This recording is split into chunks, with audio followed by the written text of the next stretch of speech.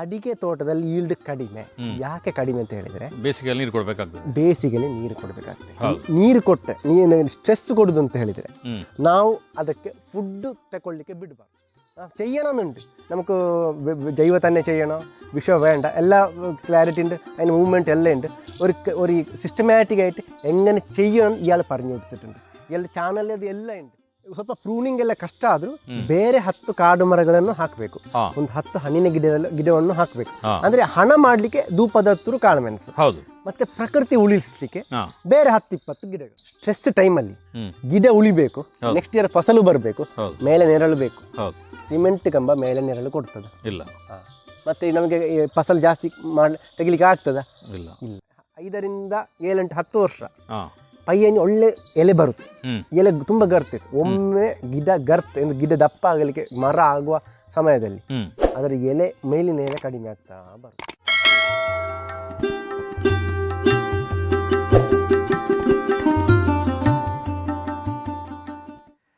ಸಂಪೂರ್ಣ ಸಹಜ ಕೃಷಿ ಯೂಟ್ಯೂಬ್ ಚಾನಲ್ನ ಎಲ್ಲ ವೀಕ್ಷಕರಿಗೂ ನಮಸ್ಕಾರ. ನಾನು ಶಿವಪ್ರಸಾದ್ ಮಲೆಬೆಟ್ಟು. ನಾನು ಗಡಿನಾಡಲ್ಲಿದ್ದೇನೆ, ವಿಟ್ಲದಿಂದ ಸ್ವಲ್ಪ ಮುಂದಕ್ಕೆ ಕಾಟುಕುಕ್ಕೆಯಲ್ಲಿ. ಇದು ಕಾಸರಗೋಡು ಜಿಲ್ಲೆ ಬರುತ್ತೆ, ಕರ್ನಾಟಕದ ಒಂದು ವಿಟ್ಲದ ಸಾರಡ್ಕದ ಬಾರ್ಡರ್ ಹತ್ರ ಇದೆ ನಾನು.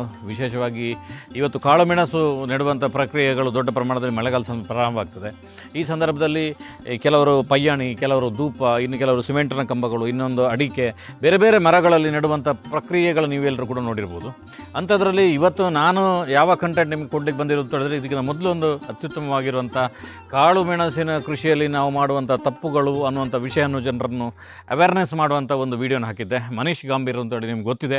ಅತ್ಯುತ್ತಮವಾಗಿರುವಂಥ ಕಾಳುಮೆಣಸಿನ ನರ್ಸರಿ, ಸಿಸ್ಟಮೆಟಿಕ್ ಆಗಿರುವಂಥದ್ದು. ನೋಡಿ ಇಲ್ಲಿ ಈ ಗಿಡಗಳನ್ನು ದೂರದಿಂದಲೇ ಗಮನಿಸಿ ಅಂತೇಳಿ ಬರೆದಿದ್ದಾರೆ. ಅತ್ಯುತ್ತಮವಾಗಿರುವಂಥ ಒಂದು ಹೈಜಿನಿಕ್ ಆಗಿ ಹೇಗೆ ನಾವು ಫುಡ್ ಹೇಗೆ ಪ್ರಿಪೇರ್ ಮಾಡ್ತೇವೆ ಅದೇ ರೀತಿಯಲ್ಲಿ ಒಂದು ಗಿಡವನ್ನು ಯಾವುದೇ ರೀತಿಯ ರೋಗಗಳು ಬರಬಾರ್ದು ಅನ್ನುವಂಥ ಕಾರಣಕ್ಕೋಸ್ಕರ ರೆಡಿ ಮಾಡ್ತಿರುವಂಥ ನರ್ಸರಿಯಲ್ಲಿ ನಾನು ಹೇಳಿದ್ದೇನೆ. ಅವರು ಯಾಕೆ ಅವರಿಗೆ ಕಾಳುಮೆಣಸು ಗಿಡಗಳಿಗೆ ಕೊಡಲಿಕ್ಕೆ ಪುರ್ಸೊತ್ತಿಲ್ಲ ಅಂಥದ್ರಲ್ಲಿ ಅವರೊಂದು ಅವೇರ್ನೆಸ್ಗೋಸ್ಕರ, ಪರಿಸರದ ಜಾಗೃತಿಗೋಸ್ಕರ, ಮರ ಸಮಾಜದಲ್ಲಿ ಹೆಚ್ಚಾಗಬೇಕು ಮತ್ತು ಟೆಂಪ್ರೇಚರ್ ಕಡಿಮೆ ಆಗಬೇಕು ಅನ್ನೋಂಥ ಕಾರಣಕ್ಕೋಸ್ಕರ ಧೂಪದ ಗಿಡಗಳನ್ನು ಅವರು ರೆಡಿ ಮಾಡಿಕೊಂಡು ಪ್ರತಿಯೊಬ್ಬರಿಗೂ ಧೂಪದ ಗಿಡಗಳನ್ನು ಕೊಡುವ ಪ್ರಯತ್ನವನ್ನು ಮಾಡ್ತಿದ್ದಾರೆ. ನೋಡಿ ಎಷ್ಟು ಹೆಲ್ತಿಯಾಗಿರುವಂಥ ಧೂಪದ ಗಿಡಗಳಿದೆ. ನೋಡಿ ಇಲ್ಲಿ ಇಟ್ಟಿರುವಂಥದ್ದು ನೋಡಿ, ಎಷ್ಟು ಬೇಕಾದರೂ ಇವರ ಹತ್ರ ಧೂಪದ ಗಿಡಗಳು ನಿಮಗೆ ಸಿಗುತ್ತೆ. ಆ ರೀತಿಯ ಧೂಪದ ಗಿಡಗಳನ್ನು ಯಾಕೆ ಅವರು ಚಾಯ್ಸ್ ಮಾಡಿದರು ಮತ್ತು ಬೇರೆ ಯಾವ್ಯಾವ ರೀತಿಯ ಮರಗಳಲ್ಲೂ ಕೂಡ ನಾವು ಕಾಳುಮೆಣಸನ್ನು ಬೆಳಿಬೋದು ಅನ್ನುವಂಥ ಒಂದಷ್ಟು ಡೀಟೇಲ್ ಆಗಿರುವಂಥ ಪಾಯಿಂಟನ್ನು ಈ ವಿಡಿಯೋದಲ್ಲಿ ನಿಮ್ಗೆ ಕೊಡ್ತೇನೆ. ಈ ವಿಡಿಯೋನ ನಿಮ್ಮೆಲ್ಲ ಸ್ನೇಹಿತರಿಗೆ, ಗ್ರೂಪ್ಗಳಿಗೆಲ್ಲ ಕಡೆ ಶೇರ್ ಮಾಡಿ. ಬನ್ನಿ, ಮನೀಶ್ ಗಾಂಭೀರ್ ಅವ್ರ ಜೊತೆ ಮಾತುಕತೆ ಮಾಡ್ತಾ ಸಂಪೂರ್ಣವಾಗಿರುವಂಥ ಮಾಹಿತಿಯನ್ನು ಪಡೆಯೋಣ. ಮನೀಶ್ರೇ ನಮಸ್ಕಾರ. ಒಟ್ಟಾರೆಯಾಗಿ ನಮ್ಮ ಕಾಳುಮೆಣಸಿನ ಕಂಟೆಂಟ್ ನಿಮ್ಮದು ವಿಡಿಯೋ ಬರೋದು ಅಂತ ಹೇಳಿದ್ರೆ ನಮ್ಮ ತುಂಬ ಜನ ವೀಕ್ಷಕರಿಗೆ ಭಾರಿ ಖುಷಿ. ಅಲ್ಲಿ ವಿಡಿಯೋದ ಅತ್ಯುತ್ತಮ ಮಾಹಿತಿ ಜೊತೆಗೆ ಒಂದಷ್ಟು ರಂಗು ಕೂಡ ನಿಮ್ಮ ವಿಡಿಯೋಗಳಲ್ಲಿ ಇರ್ತದೆ ಅಂತೇಳಿ. ಸಾಧಾರಣ ಇದರಲ್ಲೇ ನೀವು ತುಂಬ ಬ್ಯುಸಿ, 8-10 ವೆರೈಟಿಯ 5-6 ವೆರೈಟಿಯ ಕಾಳುಮೆಣಸುಗಳನ್ನು ನೀವು ಮಾರಾಟ ಮಾಡ್ತೀರಿ. ಅದರ ಜೊತೆಗೆ ಇವತ್ತು ಧೂಪ, ಪಯ್ಯಾಣಿ ಅಂತ ತುಂಬ ಇದೆ. ಅಂಥದ್ರಲ್ಲಿ ಯಾಕೆ ನೀವು ಧೂಪದ ಗಿಡವನ್ನು ಆಯ್ಕೆ ಮಾಡಿ ಧೂಪದ ಗಿಡಗಳನ್ನು ನೆಟ್ಟು ಅದರಲ್ಲಿ ಕಾಳುಮೆಣಸನ್ನು ನೆಡಬೇಕು ಅಂತ ನೀವು ಯಾವ ಕಾರಣಕ್ಕೋಸ್ಕರ ತೀರ್ಮಾನ ಮಾಡಿದಿರಿ ಮತ್ತು ಯಾವ ಕಾರಣಕ್ಕೋಸ್ಕರ ಮಾರಾಟ ಮಾಡ್ತಿದ್ದೀರಿ? ಅಂದರೆ ಧೂಪದಲ್ಲಿ ನಮಗೆ ಕ್ಲಾರಿಟಿ ಇದೆ. ಕ್ಲಾರಿಟಿಯನ್ನು ಒಂದೊಂದಾಗಿ ನಾನು ಹೇಳ್ತಾ ಹೋಗ್ತೇನೆ. ಅಂದರೆ ನನಗೆ ಅನಂತಣ್ಣ ಸಪೋರ್ಟ್ ಮಾಡ್ತಾ ಇದ್ದಾರೆ, ಅದರ ಬಗ್ಗೆ ಕಂಪ್ಲೀಟ್ ಗೈಡ್ ಮಾಡ್ತಾ ಇದ್ದಾರೆ. ಅದೇ ರೀತಿ ಮೊನ್ನೆ ಧರ್ಮರಾಜ್ ಸರ್ ಗೀತಾ ಎಸ್ಟೇಟಿಗೆ ಹೋಗಿದ್ದೆ, ಅವರೊಂದು ವಿಷಯ ಹೇಳಿದ್ದಾರೆ. ಬರೀ ಧೂಪ ಬೇಡ, ನೀವು ಹುಡುಗರು ಬೇರೆ ಕೂಡ ಸ್ಟಡಿ ಮಾಡಬೇಕು. ಅಂದರೆ ಮೋನೋಟೋನಸ್ ಆಗಿ ಧೂಪವೇ ಆಗಬಾರ್ದು. ಕಾಳುಮೆಣಸು ಕಾಡು ಉತ್ಪತ್ತಿ, ಕಾಡಾಗಬೇಕು. ಆದ್ರೆ ಬೇರೆ ಬೇರೆ ಕಾಡು ಮರಗಳಲ್ಲಿ ಬರಬೇಕು. ಸದ್ಯಕ್ಕೆ ಧೂಪದಲ್ಲಿ ನಮಗೆ ಕಾಳುಮೆಣಸು ಮಾಡ್ಲಿಕ್ಕೆ ಸುಲಭ ಅಂತ ಗೊತ್ತಾಗಿದೆ. ಅದರ ಜೊತೆ ಸ್ವಲ್ಪ ಪ್ರೂನಿಂಗ್ ಎಲ್ಲ ಕಷ್ಟ ಆದ್ರೂ ಬೇರೆ 10 ಕಾಡು ಮರಗಳನ್ನು ಹಾಕಬೇಕು, ಒಂದು 10 ಹಣ್ಣಿನ ಗಿಡವನ್ನು ಹಾಕಬೇಕು. ಅಂದ್ರೆ ಹಣ ಮಾಡ್ಲಿಕ್ಕೆ ಧೂಪದ ಹತ್ತರು ಕಾಳುಮೆಣಸು, ಮತ್ತೆ ಪ್ರಕೃತಿ ಉಳಿಸ್ಲಿಕ್ಕೆ ಬೇರೆ 10-20 ಗಿಡಗಳು ಅದು ಬೇಕು. ಅದು ಪ್ರಕೃತಿಗೆ ಹಣವೂ ಆಗ್ಬೇಕು, ಕಾಡು ಆಗ್ಬೇಕು, ಪ್ರಕೃತಿಯೂ ಉಳಿಬೇಕು. ಧೂಪದಲ್ಲಿ ಏನು ವಿಶೇಷ ಇದೆ? ಅದರಿಂದ ಏನು ಲಾಭಗಳು ಧೂಪದಿಂದ? ಒಂದು, ಬೇಗ ಗ್ರೋ ಆಗುತ್ತೆ, ಒಂದೇ ವರ್ಷದಲ್ಲಿ ಗ್ರೋ ಆಗುತ್ತೆ. ಅಂದ್ರೆ ಒಂದು 10 ಅದನ್ನು ಗರ್ತ್ ಹಿಡಿಯುವ ತನಕ ಅದನ್ನು ಎಲೆ ಕಟ್ ಮಾಡುವ ಅವಶ್ಯಕತೆ ಇಲ್ಲ. ಅದರಷ್ಟಿಗೆ ಎಲೆ ಬೀಳುತ್ತಾ ಹೋಗುತ್ತೆ ಒಂದು ಸರ್ಟನ್ ಲೆವೆಲ್ ತನಕ. ಅದರ ನಂತರ ಒಮ್ಮೆ ಗಿಡ ಗರ್ತ್ ಹಿಡಿಲಿಕ್ಕೆ ಶುರುವಾದ್ಮೇಲೆ ಮರ, ನಂತರ ಅದು ಏನು ಎಲೆ ಎಲೆ ಕೂಡ ಗರ್ತಿಡ್ಲಿಕ್ಕೆ ಶುರು ಆಗುತ್ತೆ, ತುಂಬಾ ಎಲೆ ಬರ್ಲಿಕ್ಕೆ ಶುರು ಆಗುತ್ತೆ. ನಂತರ ಅದನ್ನ ಕಟ್ಟಿಂಗ್ ಎಲೆ ಕಟ್ ಮಾಡಬೇಕಾಗ್ತದೆ. ಅಂದ್ರೆ ಅಲ್ಲಿ ತನಕ ಗಿಡ ಸ್ಟ್ರೈಟ್ ಹೋಗುತ್ತೆ. ಅಷ್ಟು ಬೇಗ ಅಂದ್ರೆ ವಿದಿನ್ 6 ಮಂತ್ 6 ತಿಂಗಳ ಒಳಗೆ ನಮಗೆ ಕಾಳುಮೆಣಸು ಹಾಕ್ಬೋದು. 1 ವರ್ಷದೊಳಗೆ ಆರಾಮ ಹಾಕ್ಬೋದು. ನಂತರ ನಿಮಗೆ ಕ್ರಾಪ್ ಪ್ರೂನ್ ಮಾಡ್ಬೋದು. ಮಾಡಿದ್ರೆ ಲ್ಯಾಟ್ರಲ್ ಬ್ರಾಂಚಸ್ ಅಷ್ಟು ಬರಲ್ಲ. ಹಲಸು ಒಳ್ಳೆ ಎಲಿಮೆಂಟ್, ಸಪೋರ್ಟಿಂಗ್ ಎಲಿಮೆಂಟ್, ಆದರೆ ನಿಮ್ಗೆ ತುಂಬಾ ಲ್ಯಾಟ್ರಲ್ ಬ್ರಾಂಚ್ ಬರುತ್ತೆ.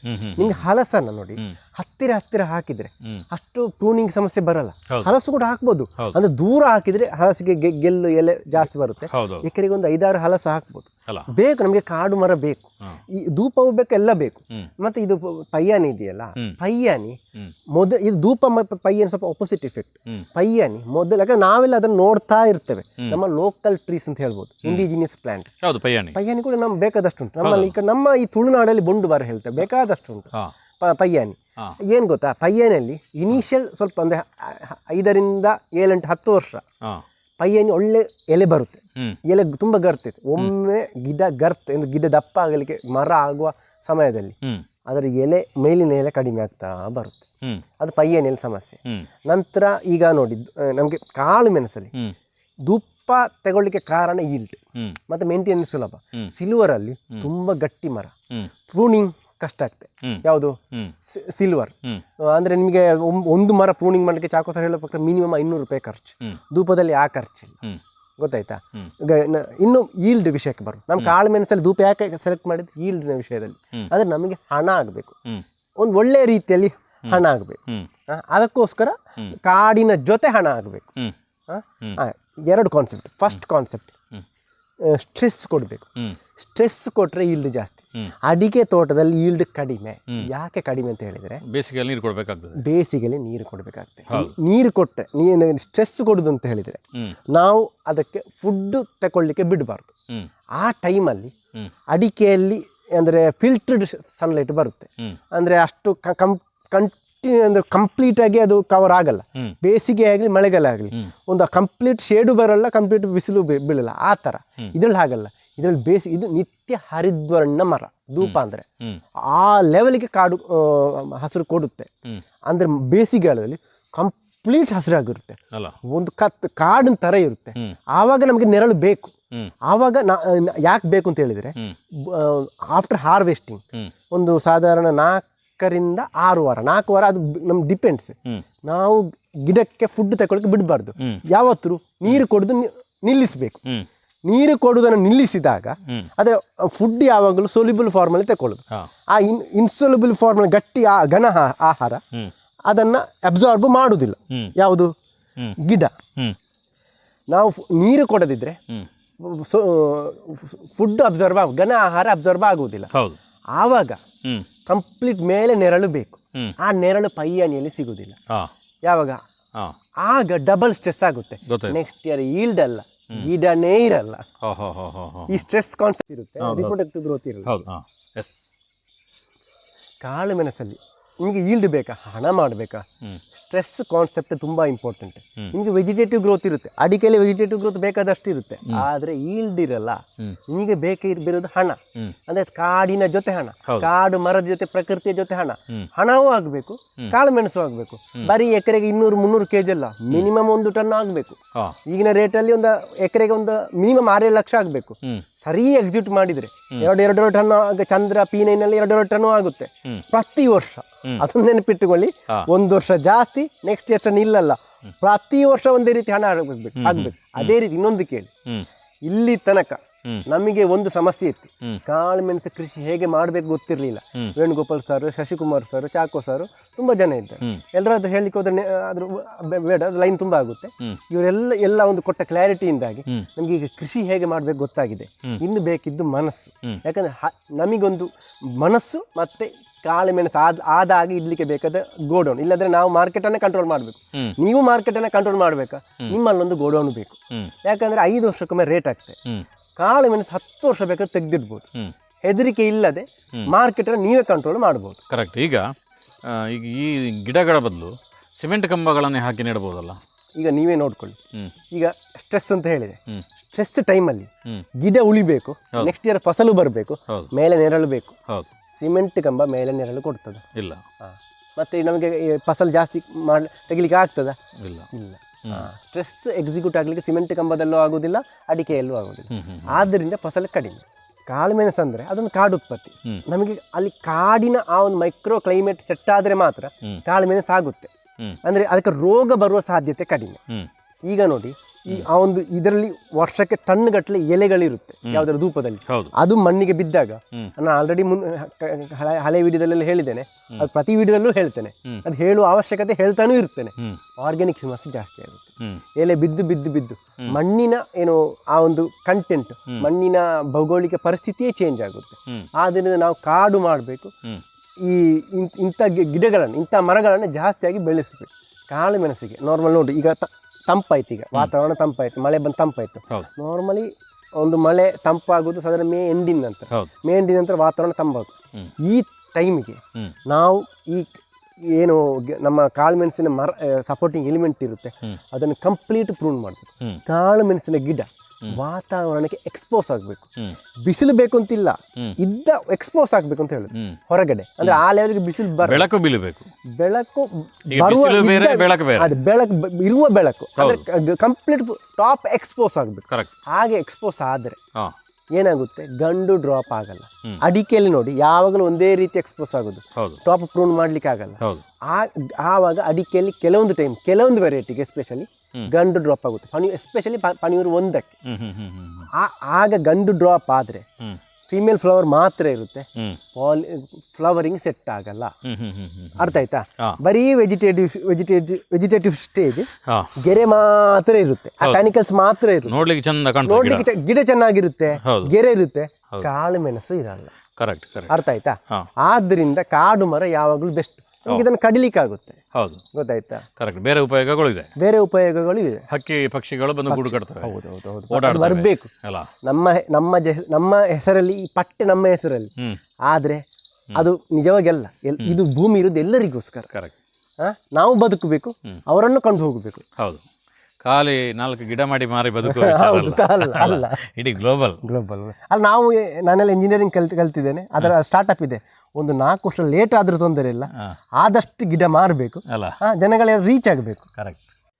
ಸ್ನೇಹಿತರೆ, ಒಂದು ಯುವಕರಾಗಿ ಒಬ್ಬರು MTech ಪದವೀಧರರಾಗಿ ಒಂದು ಅದ್ಭುತವಾಗಿರುವಂಥ ಕೃಷಿಯನ್ನು ಮಾಡ್ತಾರೆ. ಅದರ ಜೊತೆಗೆ ಒಂದು ಮಾತನ್ನು ಹೇಳ್ತಾರೆ ನೋಡಿ, ಪರಿಸರ ಉಳಿಬೇಕು ಅಂತ ಹೇಳಿ. ನಿಮ್ಮದು ಬಿಲ್ಡಿಂಗ್ಗಳು ಉಳಿತದೋ ಇನ್ನೊಂದು ಆಗತ್ತೋ ಪೊಲಿಟಿಕ್ಸ್ಗಳು ಉಳಿತದದು ಮ್ಯಾಟ್ರ್ ಅಲ್ಲ, ಆದರೆ ಮನುಷ್ಯ ಬದುಕಬೇಕಾದ್ರೆ ಫೈನಲಿ ಆಗಿ ಒಂದು ಪರಿಸರ ಉಳಿಬೇಕು. ಆ ಪರಿಸರ ಉಳಿದೋಕ್ಕೋಸ್ಕರ ಈ ರೀತಿಯ ಮರಗಳನ್ನು ನೆಟ್ಟು, ಕೇವಲ ಧೂಪದ ಮರ ಅಂತ ಮಾತ್ರ ಅಲ್ಲ, ಬೇರೊಂದಷ್ಟು ಮರಗಳ ನೆಟ್ಟು ನೀವೆಲ್ಲರೂ ಕೂಡ ಅದ್ಭುತವಾಗಿರುವಂಥ ಕಾಳು ಮೆಣಸಿನ ಕೃಷಿಯನ್ನು ಮಾಡಿ ಅನ್ನುವಂಥ ಸಂದೇಶವನ್ನು ಮನೀಶ್ ಸರ್ ಕೊಟ್ಟಿದ್ರಿ ಅಲ್ವಾ ಸರ್? ಈಗ ಮೊನ್ನೆ ನೀವು ತುಳುವಲ್ಲಿ ಒಂದು ಸೂಪರ್ ಆಗಿರುವಂಥ ಒಂದು ತುಳುವಲ್ಲಿ ನಮ್ಮ ತುಳುನಾಡಿನ ಜನರಿಗೆ ಒಂದು ಹೇಳಿದಿರಿ ಸಬ್ಸ್ಕ್ರೈಬ್ ಆಗಲಿಕ್ಕೆ. ತುಂಬ ಜನರಿಗೆ ತುಳುವಿನ ಅಭಿಮಾನ ಇರಬೇಕು, ತುಂಬ ಜನರು ಸಬ್ಸ್ಕ್ರೈಬ್ ಆದರು. ಇವತ್ತು ನೀವು ಈಗ ಯಾವ ಭಾಷೆಯಲ್ಲಿ ಹೇಳ್ತೀರಿ ಸಬ್ಸ್ಕ್ರೈಬ್ ಆಗಲಿಕ್ಕೆ? ನನಗೆ ನಂದು ಮಾತೃಭಾಷೆ ತುಳು, ಆದರೂ ನನ್ನ ಕೇರಳದ ಅನೇಕ ಫ್ರೆಂಡ್ಸ್ಗಳಿದ್ದಾರೆ. ರಾಜ್ಯ ಭಾಷೆ ನಿಮ್ಮದು ಮಲಯಾಳಂ? ರಾಜ್ಯ ಭಾಷೆ ಮಲಯಾಳಂ. ನಂಗೆ ಗೊತ್ತಿರುವಷ್ಟು ನನ್ನ ಅರಿವಿನಷ್ಟು ಗೊತ್ತಿದ್ದ ಮಲಯಾಳದಲ್ಲಿ ನಾನು ಹೇಳ್ತೇನೆ. നമ്മളെ ಶಿವಪ್ರಸಾದ್ സർ അവർക്ക് ഈ കൃഷിയോട് നല്ല താല്പര്യമുണ്ട്. എല്ലാ ദിവസവും കണ്ടന്റ് കൊടുക്കുന്നുണ്ട്, ഒരു കമ്മിറ്റ്മെൻ്റ് ഉണ്ട്. അല്ലാതെ എല്ലാ ദിവസവും നമ്മൾ ഒരു കണ്ടന്റ് കൊടുക്കുമ്പോൾ ആ കണ്ടന്റ് കൊണ്ട് പഠിക്കുന്നുണ്ട്, അവർ വീട്ടിൽ പോയിട്ട് അത് എക്സിക്യൂട്ട് ചെയ്യുന്നുണ്ട്. അതുകൊണ്ട് നിങ്ങൾ എല്ലാവരും ഈ ചാനൽ സബ്സ്ക്രൈബ് ചെയ്യണം, അവർക്കൊരു സപ്പോർട്ട് ചെയ്യണം. അതുകൊണ്ട് നിങ്ങൾക്ക് പഠിക്കാം. നിങ്ങൾ ആദ്യം തൊട്ട് വന്നാൽ പച്ചക്കറി ജൈവ പച്ചക്കറി എങ്ങനെ ചെയ്യും, ഇപ്പോൾ കേരള സർക്കാർ പച്ചക്കറി ചെയ്യാൻ സപ്പോർട്ട് ചെയ്യുന്നുണ്ട്. പറഞ്ഞാൽ അത് എങ്ങനെ ചെയ്യാമെന്നൊരു ക്ലാരിറ്റി ഇല്ല. ചെയ്യണമെന്നുണ്ട്, നമുക്ക് ജൈവ തന്നെ ചെയ്യണോ വിഷം വേണ്ട, എല്ലാ ക്ലാരിറ്റി ഉണ്ട്, അതിന് മൂവ്മെൻറ്റ് എല്ലാം ഉണ്ട്. ഒരു സിസ്റ്റമാറ്റിക്കായിട്ട് എങ്ങനെ ചെയ്യണം ഇയാൾ പറഞ്ഞു കൊടുത്തിട്ടുണ്ട്. ഇയാളുടെ ചാനലിൽ അത് എല്ലാം ഉണ്ട്.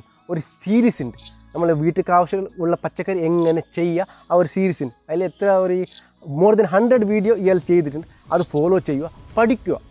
നിങ്ങളത് എല്ലാം ഫോളോ ചെയ്താൽ നിങ്ങൾക്കൊരു കോൺഫിഡൻസ് വരും എങ്ങനെ പച്ചക്കറി ചെയ്യുക. അല്ലാതെ കുരുമുളകിനൊരു സീരീസ് ഉണ്ട്, എല്ലാ നല്ല നല്ല കുരുമുളക് ചെയ്യുന്ന കർഷകന്മാരുടെ എല്ലാ കണ്ടൻറ്റ് ഇയാൾ ചെയ്തിട്ടുണ്ട്. എവിടെ കുരുമുളക് കൃഷിയിൽ തെറ്റാവുന്നുണ്ട് ഇയാൾ പിന്നെ സ്ട്രെസ്സ് കൊടുത്തിട്ട് പറഞ്ഞിട്ടുണ്ട്. പിന്നെ അതല്ലാത്ത ഇയാളുടെ വീട്ടിൽ നമുക്ക് വീട്ടിന് ആവശ്യമുള്ള പച്ചക്കറി ഇയാൾ ചെയ്യുന്നുണ്ട്. അതുകൊണ്ട് വെറും യൂട്യൂബ് ചാനലല്ല, ഒരു പ്രാക്ടിക്കലായിട്ട് ഒരു യൂണിവേഴ്സിറ്റി പോലെ എവിടെ ഇയാൾ ഒരു എക്സിക്യൂട്ട് ചെയ്തിട്ടുണ്ട്. അതുകൊണ്ട് നിങ്ങൾ സബ്സ്ക്രൈബ് ചെയ്യുക, അതിലുള്ള ഗുണം നിങ്ങൾക്ക് എടുക്കുക. അതിൽ പഠിക്കാൻ നല്ലോണം ഉണ്ട്, പഠിക്കുക. Thank you. ಸಂಪೂರ್ಣ ಸಹಜ ಕೃಷಿ ಕಾಣುന്ന ഞങ്ങളെല്ലാ ವೀಕ್ಷಕರಿಗೂ ನನ್ನಿ.